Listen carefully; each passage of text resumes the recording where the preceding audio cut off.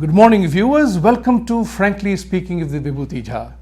Today we are going to talk about a very serious issue that almost impacts everybody, and that topic is called immigration. Everybody from all over the world wants to come to America. Why is it so? One of the things that emerges in my mind is that United States, if you make a comparison with India, is 3 times larger than India, has 1/4 the population, and is a remarkably resource-rich country. It's not dependent on only one resources to continue its life. It has, over a period in time, set up a reasonably great infrastructure. The country is very prosperous. It is a world leader. So everybody thinks that United States offers that famous American dream, and they all come here. They want to come here. Now, United States is a country made up of immigrants. Everybody here is an immigrant of one time or the another. And this country needs people to do various kinds of work, job, scientific research, and development. So United States has benefited immensely from immigration from all over the world. And as the Silicon Valley data says, that more than 35 to 40% companies have foreign origin, have been set up by foreigners, Asians, Indians, and what have you. So the question then is, why is it that United States is struggling with its immigration plan? We have heard for the last 25 years, ever since I came here, that everybody wants a comprehensive immigration reform. There are many ways that people can come here. And so the challenge here is that what is happening to the world of immigration right now? And one of the things that is very critical is that most of the avenues of immigration coming here are getting choked up. And what are the new avenues available? To discuss all that, and specifically with a new plan which was installed in 1990 but has been very active in the last 10-12 years, is called the EB-5 immigration plan, which is investment driven plan, where every investment has to create 10 permanent jobs. To discuss this issue in depth, I have great pleasure in welcoming a dear friend whom I have known for a while, Sam Udani. Sam, welcome to the studio to discuss this entire issue, of which you are a champion and you know a lot about it. Delighted to be here. Sam publishes Immigration Daily Journal as well as ilw.com. He has a website. And currently he is remarkably active in addressing the immigration concerns of people from India and everywhere in the world, especially with reference to EB-5. Now, what exactly is EB-5 program? This particular program has attracted attention of Indians in the last 3 or 4 years, not before that. Earlier it was, their annual capacity is 10,000 visas, and it was taken up by Chinese to the tune of 9,500. It's only now that other countries woke up to this reality. And in India, I know on a first-hand basis, people didn't even know about it. So this particular aspect of EB-5 caters to a very specific requirement. Sam, give the audience a flavor of EB-5, what exactly it is, and how and why it has gathered so much momentum as of now. Because I believe EB1, EB2, EB3, H1, they're all backed up. Sure. Give your rundown on this so that people can appreciate the importance of EB-5 in the current times. Sure. So firstly, what is EB-5? And secondly, why is it popular for Indians in the very recent past? EB-5 is an investment immigration program, and that involves investing $500,000 or $1 million, depending on which is the geographic location. Usually it's $500,000 in the United States, creating 10 full-time jobs for Americans in the United States and obtaining a green card or permanent residence in consequence of doing that. It's an investment immigration program. It is very different from the investment immigration programs of other countries like Australia or UK or Canada, which do not have the jobs component. So it's a jobs program and an immigration program. And it's also different because the investment that you do at America has to be at risk unlike the other places where basically they are guaranteed by the government of Canada or UK or other countries. So that's in a nutshell what the immigration program is. Like, so go ahead. The question which I have in mind is that why does this investment have to be at risk? And that is something which people often ask. Why does it have to? I'm giving my money, you are creating jobs, and I should get my money back. Sure. So the concept of at risk is, I understand it as a banker, as an investment manager. I do understand that what it entails. But for somebody who is giving $500,000 as an investment, he wants to understand more about the concept of at risk, that why does this program have to be at-risk investment? Sure. So that comes back to the fact that America is a capitalist country.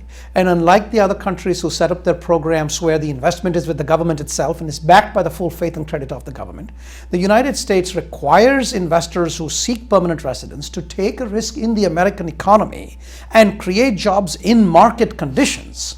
So that does two things. One, it is in the tradition of American capitalism, so that is a good thing. But two, it does bring uncertainty and a layer of complexity, which is not existent in other countries' immigration programs. And the EB-5 is not a visa on sale program. Let that be very clear. It's not that just because you gave $500,000 investment, it has to create 10 jobs. And there is a compliance requirement where the United States Customs and Immigration Service does an audit after 2 years in which they have to make sure that this investment did create 10 jobs. It is absolutely not citizenship for sale. Right. It is utterly not a green card for sale. Absolutely not. And that's why the program is complicated. Yes, I mean, after you get your green card, there is a period of 2 years of conditional residence. And so in other words, you have permanent residence, you have a green card, but it has an expiry date. And the expiry date is 2 years after you obtained it. And during those 2 years, you have time to collect the evidence that you have created the jobs. Then you apply to the government and show the evidence that you have created the jobs. And once that evidence is accepted by USCIS, it is US Citizenship and Immigration Service, they will lift the conditions on your permanent residence and make it unconditional permanent residence. So you have a green card just like anybody else. Absolutely. And that's the good thing about this one is that the rate of decline, that's something which the investors must bear in mind, is almost negligible. Because the only circumstances in which this can happen is if the project itself was faulty. If you made a faulty investment in a project, the jobs were not created, or the source of funds were not kosher. Now let's talk about this element as well, because most of the people who are coming here, they are not coming from exchange-free country, or they are coming from a very developed country. These are all developing countries from where people come. And there are all these developing countries, they have their exchange control requirements. Not every country allows you take the money and go and invest in America, right? So the question then arises is that what has to happen to make sure that these investments come in a verified source of funds? That's what the US government is very concerned about, that they do not want to have any money coming in these projects. They want to make sure that legitimate money comes in. The source of fund verification is very important for the projects and regional centers to do that. So while we are talking about that, do explain the concept of regional center as well as the individual investments, because there is a difference of $500,000 and $1 million. So regional centers provide the turnkey service in which the compliance to the government about job creation is done by the regional center. The investor doesn't have to worry about that. Well, yes, I mean, the two basic kinds of EB-5 program, originally it was only a direct investment program. Right. But the United States Congress instituted in its very early stages, around 93, 94, a pilot program which was called Regional Centers, which was subsequently made a non-pilot program. So it's a regular program, which is the Regional Center program, and that has consistently been sustained by Congress ever since 93, 94. There are two fundamental differences between regional centers and direct projects. One is the method of proving the jobs, and one is the method of counting the jobs, right? So when you count the jobs in a direct investment, you count it by actual W-2 forms, which is the tax form that you give each employee with a name, a social security number, and the amount of money that was paid in wages and salaries to that person. That's a direct project. In regional center context, you use an economic formula, which has an input and an output. So there is no counting of heads. There is no head count. The input is expenditure, the money that you spent on your project, and the output is jobs. It's a formulaic calculation, and in many ways it is much more certain. You can look at a project's expenditure, a balance sheet, a P&L, and you can make a very clear forecast. An economist can produce a report exactly how many jobs it would create based upon a certain level of expenditure. That's not possible in a direct project, because how much hiring you do, hiring usually takes time. Each person is hired one at a time, and then you sustain those positions, and then there is always natural turnover in that, and it takes time to make all those calculations. So the first part, the difference between regional center and direct, is how the jobs are counted. The second part is how are they calculated in terms of the direct jobs are what it says, direct, people who work here, right? So let's take an example of a hotel. In a hotel, the direct jobs would be people on the front desk, people in the housekeeping department, people in the engineering, people in banquets, people in kitchen. All these people, if you own the hotel, these would be your direct jobs. But a regional center gets to count also, in addition to the direct jobs, both the indirect and induced jobs. And what that does is that it makes, and I'll explain what those are in a minute, it makes the job creation considerably more efficient for a regional center as compared to a direct project. Now, the indirect jobs are jobs such as when you construct a hotel, you have to put sheetrock on the walls, you have to put carpet on the floors, you have to put lighting on the ceiling, and all those jobs, it's obviously some human being is doing that, those jobs can be counted towards job creation. And the induced jobs are when all the employees of the hotel, both direct and the indirect jobs that are created, if they go out and spend the money in the general economy, whether they go to McDonald's or they go to use a FedEx service or they go to Walmart, all those jobs also get counted. So the multiplier. And there is another element to that. Sure. The other element is also that when you start a hotel, say for example, or any project for that matter, there are indirect jobs created via FedEx, UPS, Correct. delivery, livery washing. All these things become easier, and as you rightly said, becomes more efficient. Right. So it's 5 to 10 times usually more efficient. It's not 5% more efficient. It's 500% more efficient in creating jobs. So here is a question that comes up, is that when the job calculation is done on W-2 basis and whatever else is there, is it possible that a project which is totally dependent on EB-5 money, how does the investor make a distinction, make a choice between a regional center or which is project which is totally self-sufficient by itself, they have alternate source of financing, they have created a scenario that the project itself is viable on its own, and if tomorrow, God forbid, if the EB-5 program is scrapped, the program will run by itself through alternate means of financing, vis-a-vis those projects which are solely dependent on EB-5 money. And there have been instances of that, where people have got into trouble. So some of the projects, because they are sufficiently capital intensive and capital free, so they have other sources, they have already created the jobs. So explain that to people, that how does this phenomenon happen? Well, so there are two issues here. One issue is whether you can create jobs in advance and give some level of security for people, which is possible in a regional center context, which is not possible in a direct context. In a regional center context, you can bridge the money and you can construct a building using other methods of financing.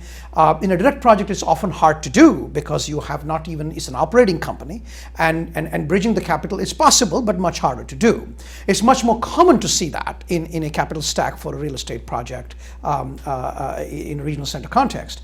The other point which is important here is that if you are overly dependent on EB-5 capital, and if that's the primary form of capital you're going to get, what if you need, let us say, 3 investors to put together your project, whether it's a retail store or a strip mall, and it turns out you get 2 out of those 3, and you don't get that 3rd investor, and now you are obligated to create the jobs for what you wanted to create, but you're short of the capital. And if you don't have an alternative source of financing, now not only the fact that you didn't have the third investor, that means those jobs won't get created, but the first two investors who you got, their green cards now get jeopardized because you may not be able to complete the project at all. Right. And the money is sitting in the bank and you can't spend it because the project needs the whole thing. Right. So it is something that you, as an investor, I think that most folks need to probably examine as to how will the project get completed, what would happen if some different scenarios unfold, whereas, if there is a situation where the project sponsor falls short in their goal of getting sufficient EB5 investors. So that's a valid concern. Yeah. And that's something that people should be aware of, absolutely. Correct. And thank you very much for elaborating on that part. In the next segment, we will talk about the impending changes that are coming to EB5. So I hope you have understood and appreciated the EB5 program by itself. In the next segment, we will talk about what are the changes that are coming effective November 21st. Stay tuned.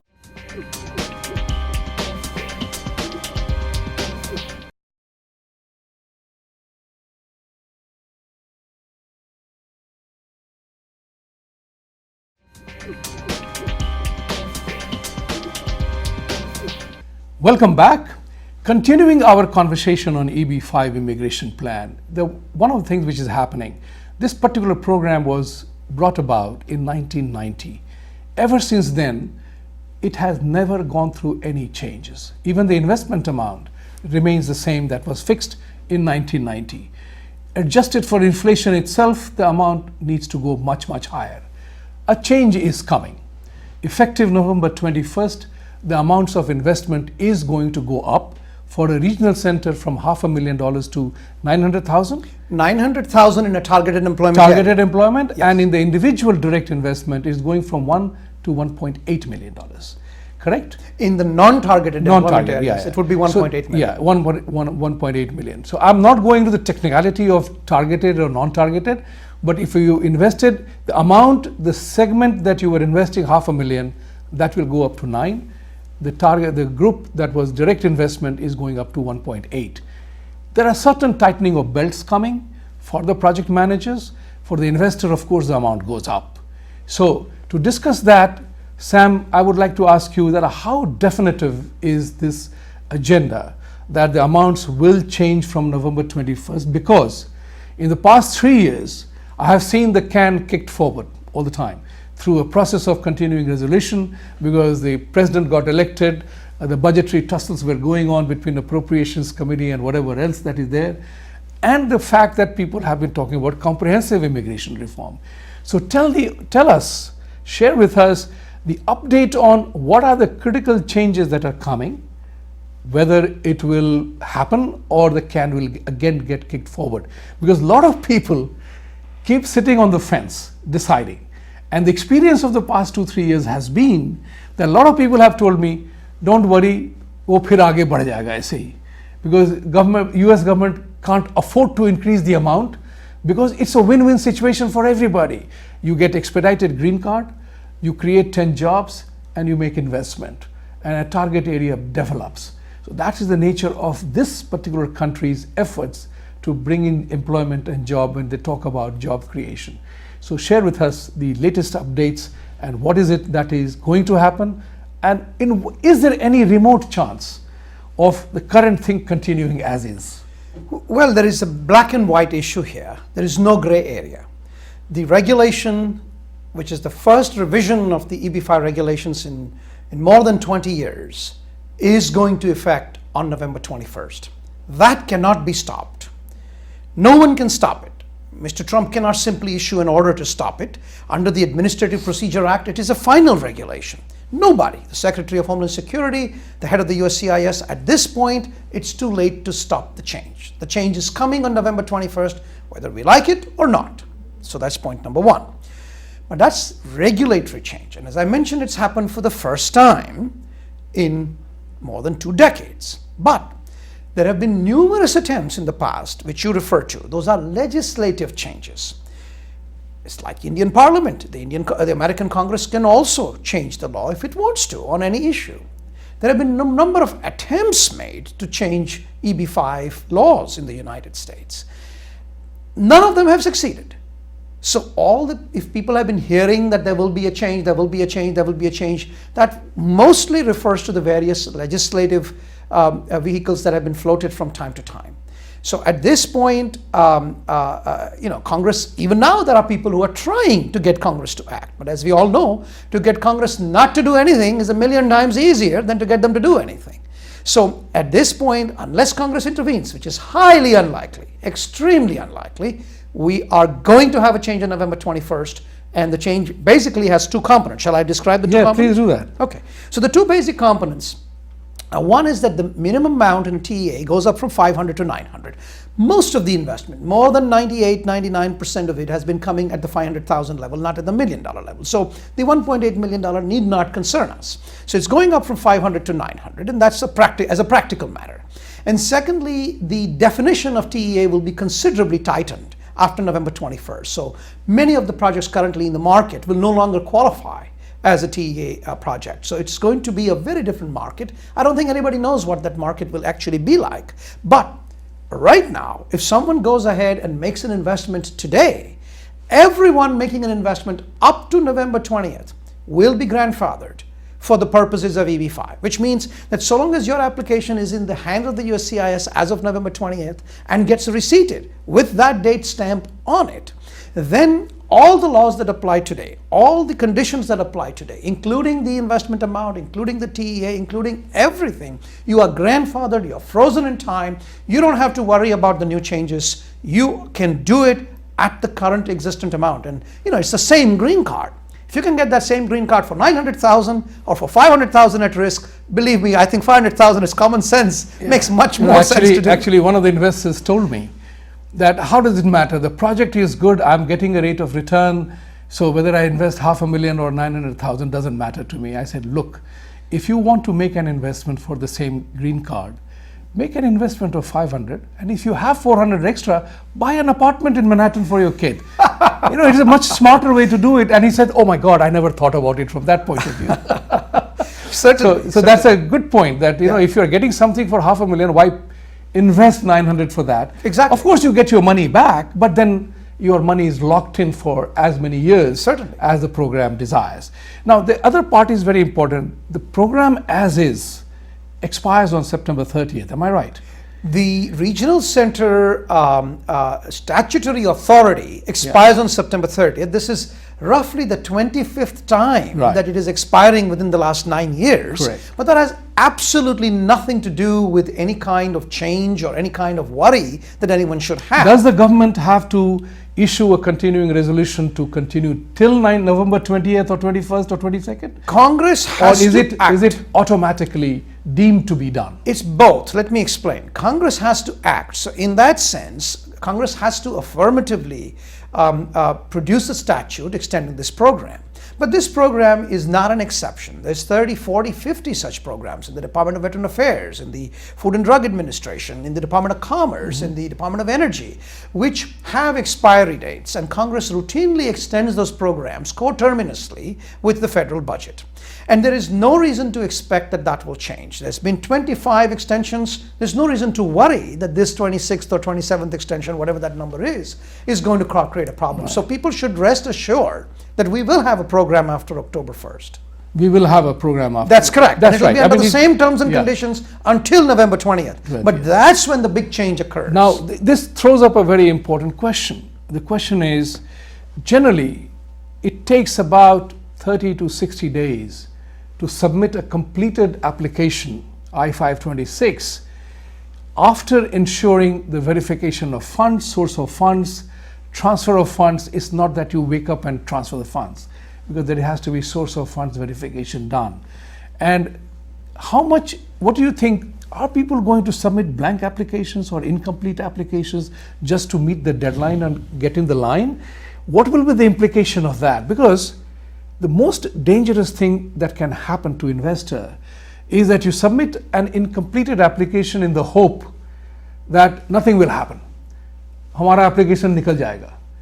But if there is a request for information, request for question, request for clarification, they come, then you get into trouble. So, so my advice to people is, get ready, get the ducks in row, act faster. instead of waiting for November 20th or 19th, although it is a human tendency that we always rush towards the later stages. Your thoughts on that? Well, there are two issues here. The first issue is how long does source of funds take normally, and under current conditions, which are kind of abnormal, how fast can it be done in a reasonable way? The second part is what happens if you can't do it, right? Let's look at both of those options. So firstly, historically, in the last year, 2 years, 3 years, the big boom period of Indian EB-5, I've talked to a number of attorneys and I've asked them, what is the average amount of time that you take to prepare source of funds for most people who have some funds coming from India? Not necessarily all the funds, but some of the funds from India, some from America. And the usual answer is about 3 months. Now, recently, in the last 2, 4, 6 weeks, I have seen attorneys say they're going to work weekends. They're already working weekends. They're working evenings. They have got additional attorneys and support staff in their law firms, kind of shanghaied into doing this. And they are able to do it in maybe 2 months, maybe 1 month, but it is still a very arduous process. It is not something that you can finish in 2 hours or 2 days and maybe not even 2 weeks. So, first point is, if you can do it, please do it now. It's not a good idea, and let me show you why. Let me show you why to wait. Because if you wait, and if it is not completed to the satisfaction of the USCIS, it's not a matter of receiving a request for evidence. It's not a matter of them asking for clarifications or asking for additional documentation. If you get an RFE like that, you are lucky. The problem is that USCIS uses the standard approvable when filed. Approvable when filed, which means that if the documents submitted at the time of the application, if they are significantly incomplete and leave USCIS in a position where the source of funds and the provenance cannot be properly determined, then they will issue a straightforward denial and not even give you an opportunity to supplement the record with whatever information that you already have, and which may even have pre-existed at the time that you made the application that you just couldn't get your hands on to submit to USCIS at the time. So that's a very dangerous situation to be in. So I encourage people, if you want to do EB-5, it doesn't make sense to wait at all. You should move quickly. That's a very valid suggestion which Sam shared with you, is that take a decision, because this is an element of lifestyle change, a choice that you have to make.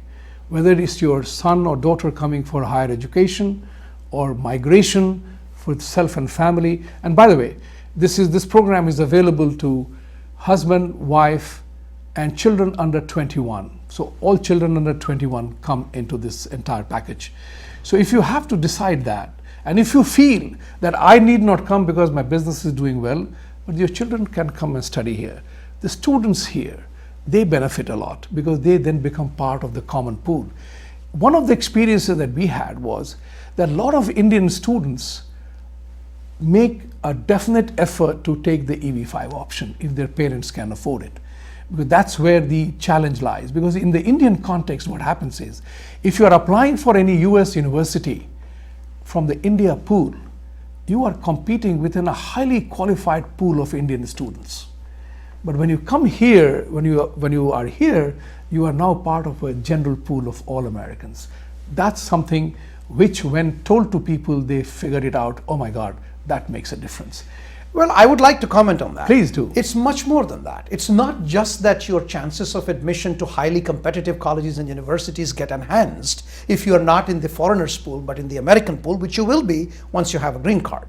But there is a deeper point. The deeper point is the money. Yeah. I mean, in many, many states and in many, many universities, there are different levels charged of fees, and which are very substantial, between what is called in-state tuition and out-of-state tuition. If you are coming from India, you are by definition coming from out of state. But if you have a green card and you are a resident permanently in the state in which you are applying for a university, you often benefit by an in-state tuition. And the difference between the two is, over a course of a 4-year degree, could be well over $100,000-$200,000, or if you have that's for per child. Per child. As of now, it is more than $250,000 for a 4-year graduate. I'm saying the difference. Right, between the two. It could be enormous depending on the university. It could be significant. So in that sense, you can look at an EB-5 green card as a fantastic investment because the return on investment is the savings in university fees. And the other thing which I mentioned to people is that investing in the EB-5 program is like you are already taking a currency hedge.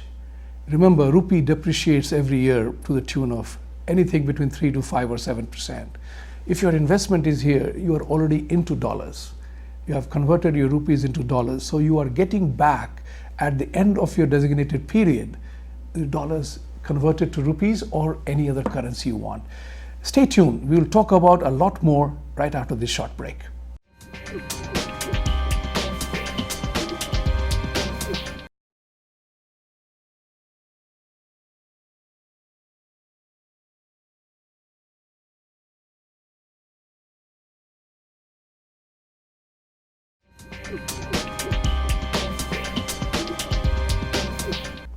Welcome back.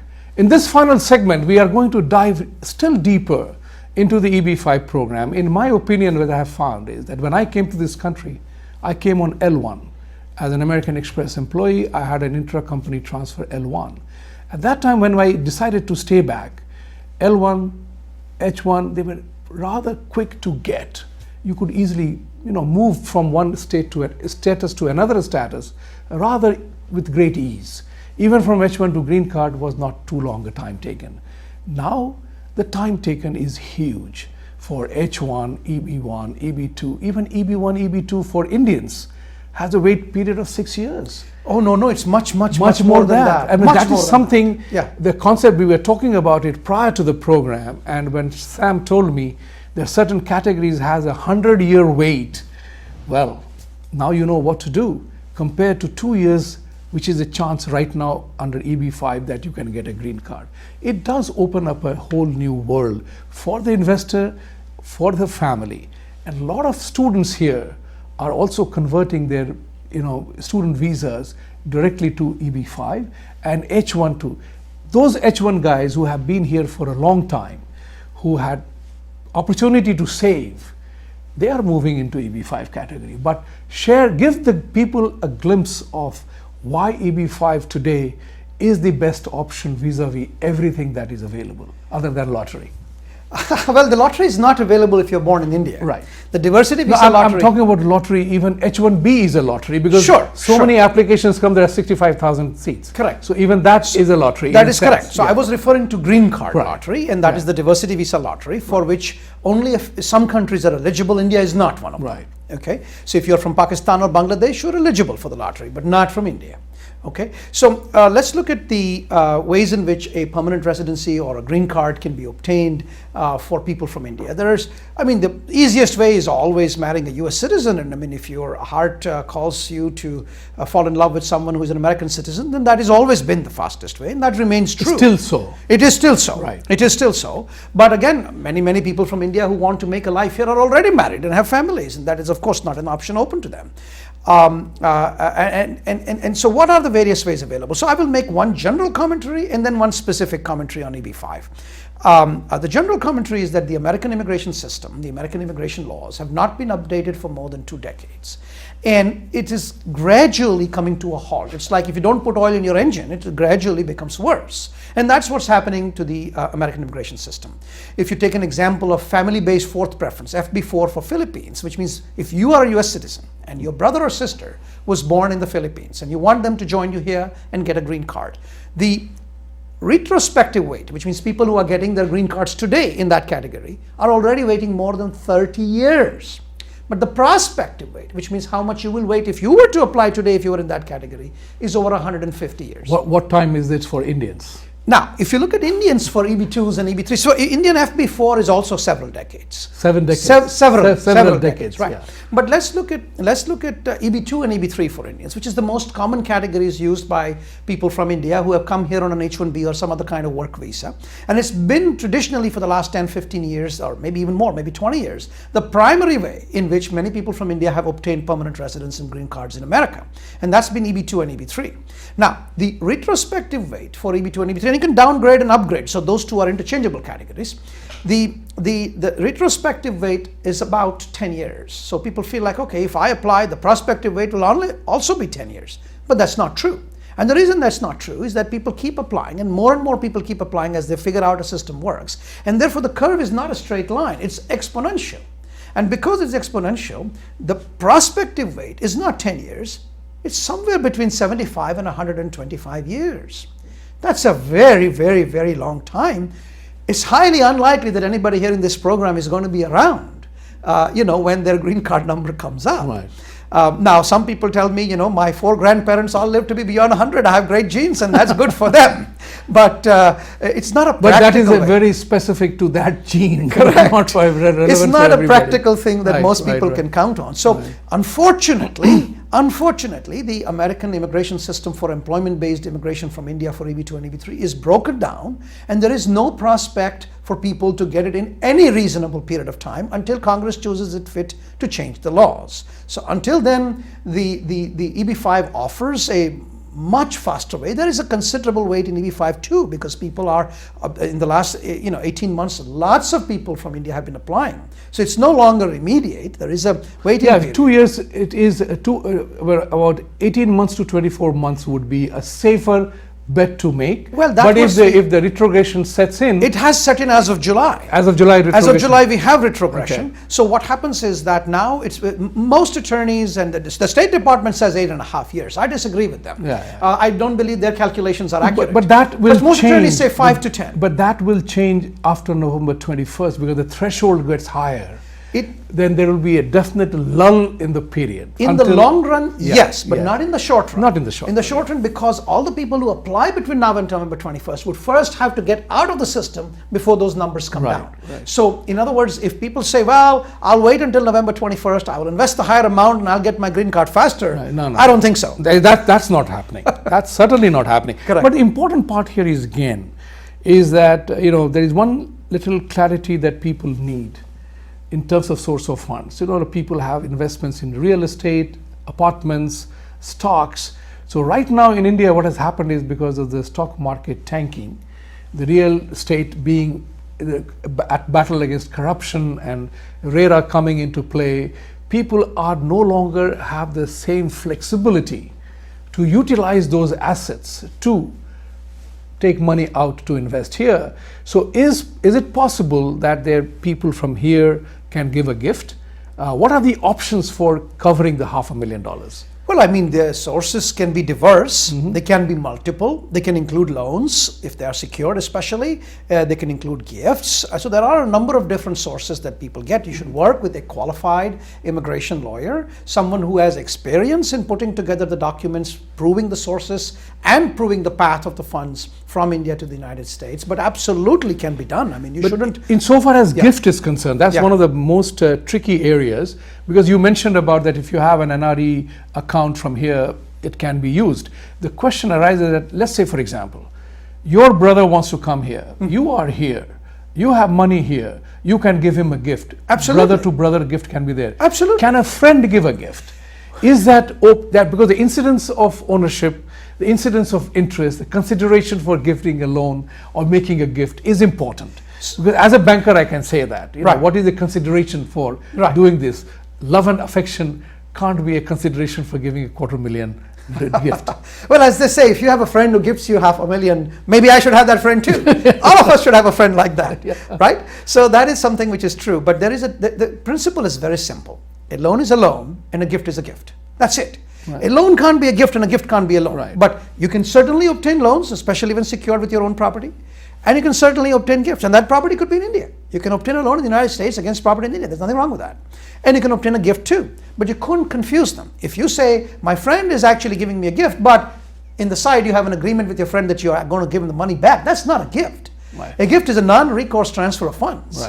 Right? So loans are permitted, gifts are permitted. But if you start mixing them up, and USCIS can't understand what you're doing, they're naturally going to be skeptical. Well, if you have a friend, if you have known him for 30 years, you have photographs going back to show that you were together since kindergarten, and then you've been very closely associated. The friend is worth $25 million. $500,000 is not a lot to him. He makes a gift to you. Well, that might fly. But on the other hand, if this is somebody you've known for 2 or 3 years and his entire net worth is only $700,000 and he's gifting you $500,000 out of that, it's going to be a difficult. No, I mean, I wouldn't say $500,000, not the entire amount, but a shortfall. Say $75,000 or $100,000 shortfall. Can that be covered with a friendly loan? And in that case, a loan, yes. Will the loan consideration, secure, yes. the loan documentation will have to be prepared. Correct. does it have to have a mandatory requirement of payment of interest, or does it have to be an interest-free loan? Well, an interest-free loan, it's interesting. I'm not sure how the IRS would look at that. I'm pretty sure an accountant, I'm not an accountant, you should consult a CPA, but most of the time, from what I hear from my CPA, is that an interest-free loan is something which the IRS very much frowns upon. Right. So I don't think that would fly too well. You're stepping in a gray area, and you do not want to risk your whole purpose. But on the other hand, if you take a loan against a small interest, I mean, I don't think the IRS is concerned whether you pay 2% or 12%. Correct. If you take a small amount of interest and you take a small amount of a loan, and if it is secured against your property that you own, let's say you own property in India, and you tell your friend, you produce a nice document where he's covering a shortfall of $50,000 or $75,000 against a property that's worth considerably more, and that's in your name, 100, 200, 400,000 in India. Right. There's no reason why something like that, and again, you should consult an immigration attorney who has experience in producing documents, loan documents and other documents which would satisfy USCIS's need to understand that kind of transaction. One of the very important things to remember for every investor is choose your projects carefully. The reason is very simple. When we submit the I-526 and the source of funds verification documents, it has to be prepared a file. When you submit that, bear in mind that your file is being looked at by somebody at USCIS who doesn't really know what Indian cultural conditions are. He doesn't know how the Indian banking system works. So it is important for you to know is that how the entire translation is done for the benefit of USCIS, that the person looking at your file, as you rightly mentioned earlier on, that how the file looks, how the evidence presented, whether we have taken into account the understanding of that part. So for example, in Dubai, in the Middle East, if you are coming here, there is no tax return from there. Correct. So USCIS had no way to believe how can there be no taxes. Right. We had to produce evidence of law of that country that that country, there are no accountants. There is not only no taxes, from what I understand, there is not even a tax return. There's not even a tax return. So there's no filing. Yeah, no filing. So you have to create justifications for somebody to understand. We are running out of time, Sam. This is a brilliant topic, very useful for every Indian to take advantage of this, to come to America, those who can afford. There one question I have, which is that a lot of Democrats have said that this is a program for the rich, by the rich, of the rich. Whereas we are a country, give me your poor, give me your suffering. So how does that gel? Will that ever impact? But I feel, personally speaking, this is a remarkably great program. It's not visa on sale. Those who can afford to make an investment come here and do that. So quick 1 minute.